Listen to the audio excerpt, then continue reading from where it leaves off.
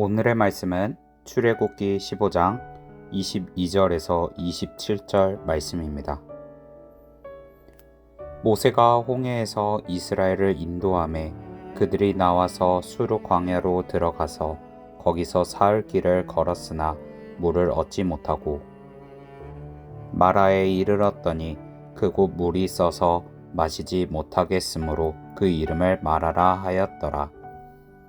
백성이 모세에게 원망하여 이르되 우리가 무엇을 마실까 하매 모세가 여호와께 부르짖었더니 여호와께서 그에게 한 나무를 가리키시니 그가 물을 던지니 물이 달게 되었더라. 거기서 여호와께서 그들을 위하여 법도와 율례를 정하시고 그들을 시험하실세.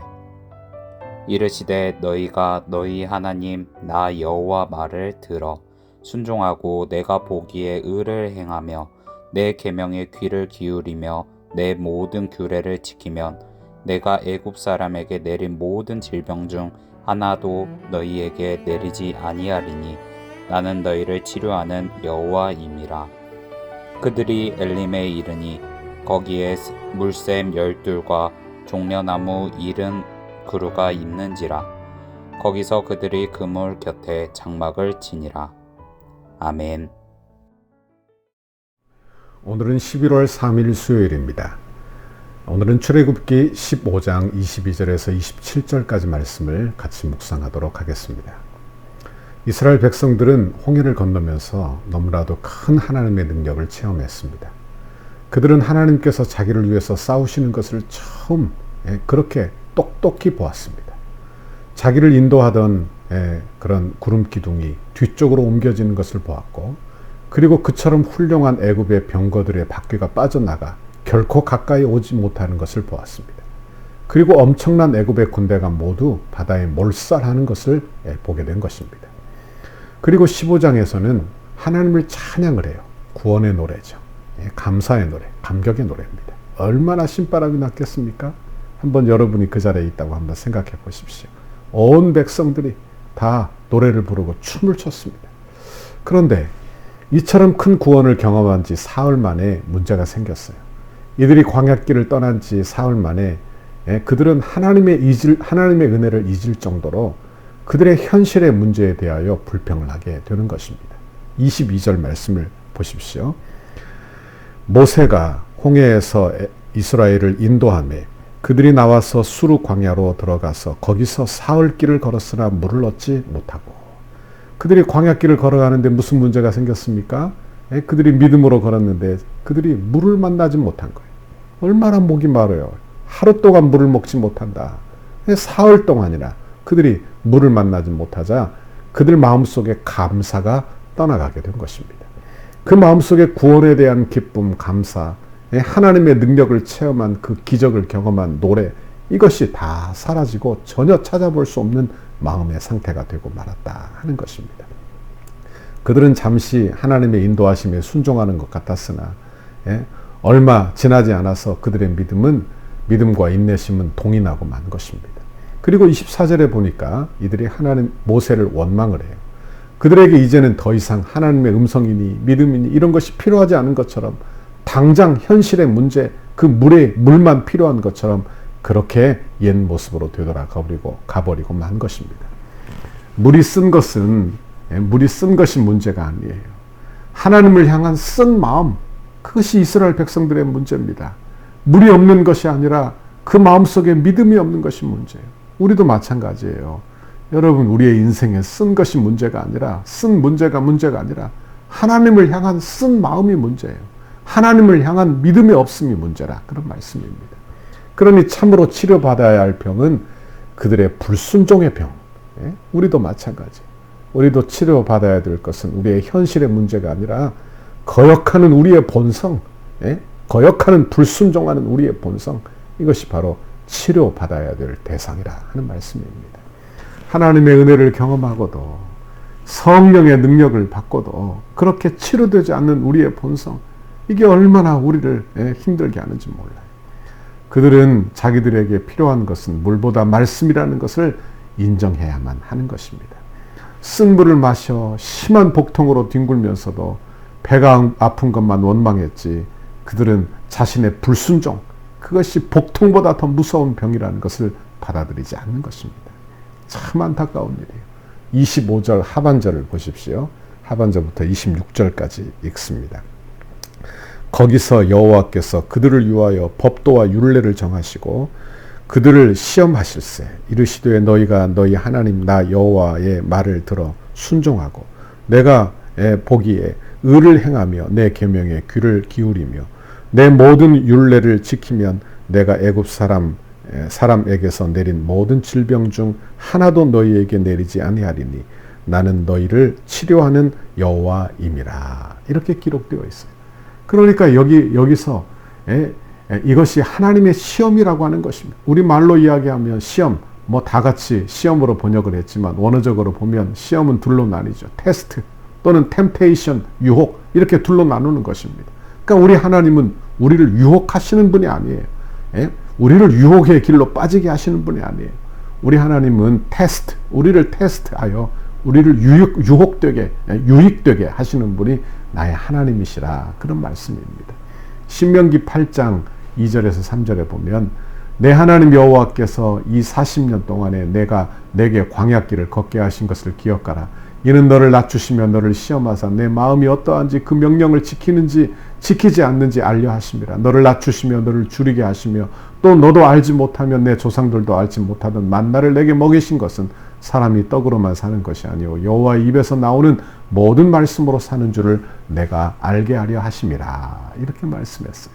시험을 주신 목적이 뭐라고요? 우리를 멸망시키는 게 아니에요.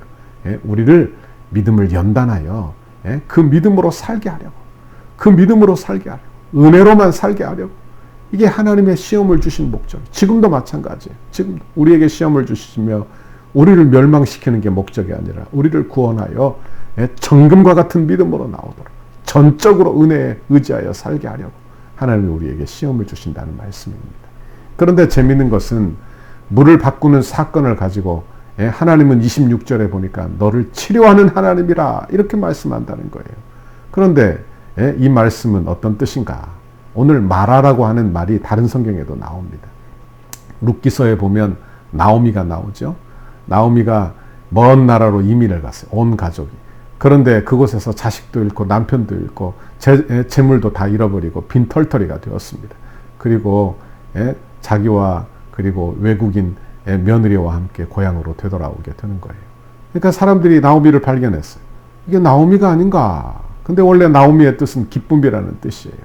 그런데 나오미가 자기 이름은 이제 기쁨이 아니다 하며 내 이름을 마라라 이렇게 불러달라. 마라는 어떤 곳입니까? 쓴 물, 지옥과 같은 삶, 쓴 마음, 이게 바로 마라예요.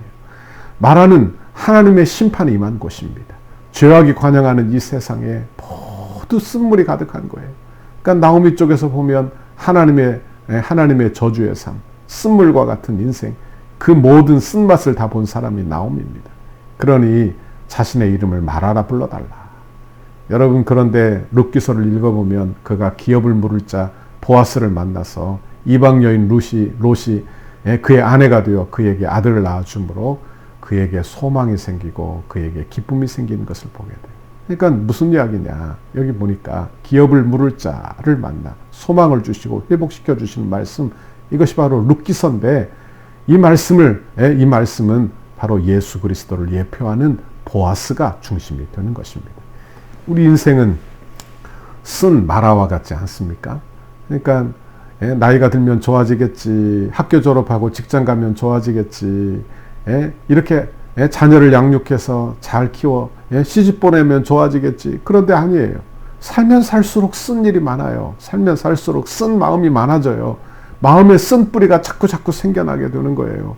사랑하는 내 자녀가 쓴 뿌리가 되기도 하고 쓴물이 되기도 하고 남편이 쓴 마음이 되기도 하고 여러분 부모가 형제가 쓴 마음이 되기도 하고 사랑하는 사람이 쓴 물과 같은 것이 되기도 하는 것입니다. 여러분, 그런데 하나님이 우리를 언제 바꿔주시느냐? 하나님이 바꿔주시는 거예요.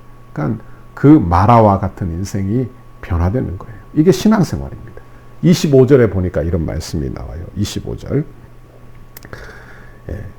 마라에 이르러 그곳 물이 써서 마시지 못함으로 그 이름을 마라라 하였더라. 거예요. 그리고 보니까 뭐라고 말합니까? 25절에 보니까 모세가 여호와께 부르짖었더니 여호와께서 그에게 한 나무를 가르치시니 그가 물에 던지니 물이 달게 되었더라. 거기서 여호와께서 그들을 위하여 법도와 율례를 정하시고 그들을 시험하실세. 이렇게 기록하고 있어요.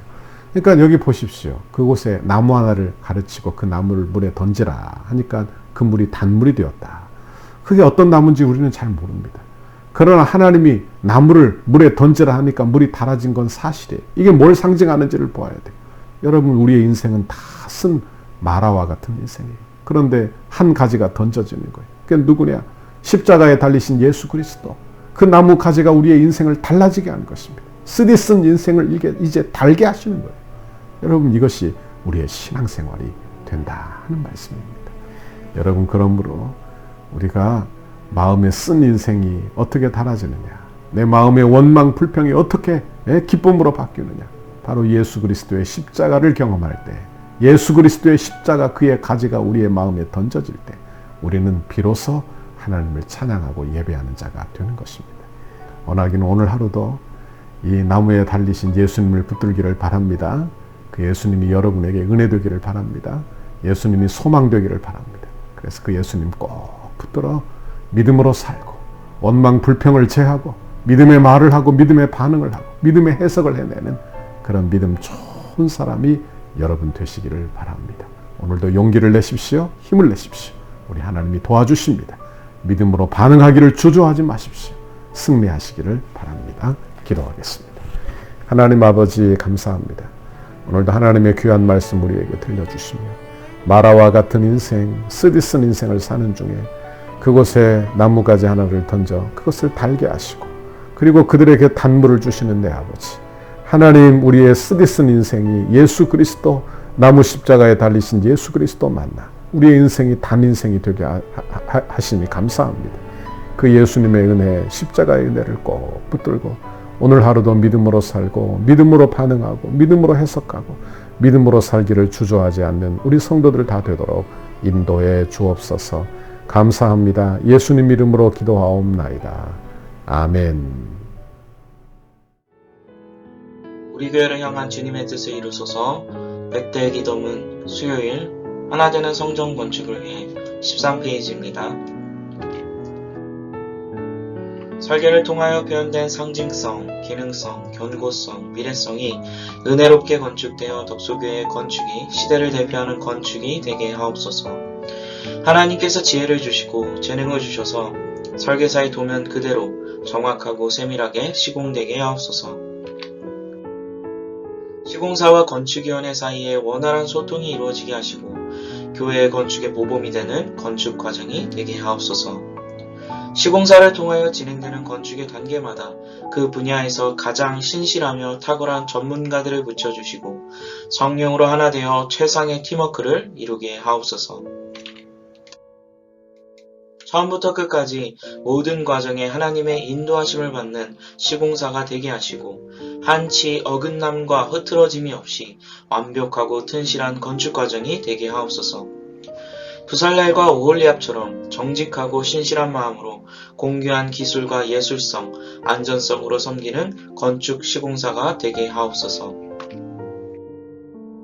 세밀한 시공을 통하여 성전 건축이 덕소와 남양주를 대표하는 명품 건축이 되게 하시고 한국 건축의 새로운 모델이 되게 하옵소서. 공사하는 기간에 시공사가 하나님의 도우심을 간구하며 성실과 정직으로 공사를 맡게 하시고 특별히 하도급 업체나 인부에 이르기까지 좋은 사람들로 채워지는 은혜를 경험하게 하옵소서. 공사 기간에 시공사의 재정이 원활하게 하셔서 금전적인 어려움이 없게 하옵소서. 건축에 조금의 차질이 없도록 모든 건축 자재가 잘 준비되게 하시고 일기와 환경까지도 하나님께서 섭리하여 주셔서 물 흐르듯이 진행되는 건축이 되게 하옵소서. 시공 과정 중 건축에 대한 의견을 나누고 상황을 점검할 때마다 막힘없는 소통이 이루어지는 행정이 되게 하옵소서. 건축이 진행되는 동안 우리 교회를 통해 넘치는 은혜와 복을 받아 사업이 더욱 번창하게 하시고 기쁨으로 건축에 동참하는 업체 되게 하옵소서. 모든 직원들이 성전 건축을 통해 하나님을 알게 하옵소서. 시공사가 교회를 건축하면서 더욱 많은 일거리가 생겨나게 하시고 교회의 건축을 즐거움으로 감당하게 하옵소서. 토목, 구조, 기계, 전기, 냉난방, 조경, 음향, 영상, 조명 등 모든 분야가 잘 시공되어 정교함과 탁월함을 갖춘 건물로 마무리가 되게 하옵소서. 예수님의 이름으로 기도합니다. 아멘.